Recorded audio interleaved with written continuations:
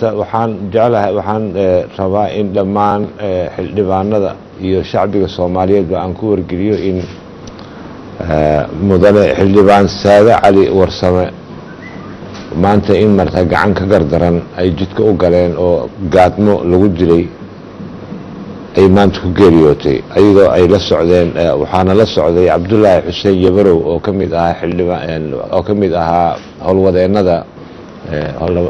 golaha shacabka oo gaariga la saarnaa waxaan dhammaan xildhibaanada golaha shacabka iyo dhammaan shacbiga Soomaaliyeed iyo ehelada ay ka geeriyootay mudane Saade Cali waxaan u tacsiinaynaa in Ilaahay naxariistii janno uu siiyo ayagana Ilaahay sabar iyo iimaan ka siiyo haddii la yiraahdo oo aan alla bariga u badino in jannadii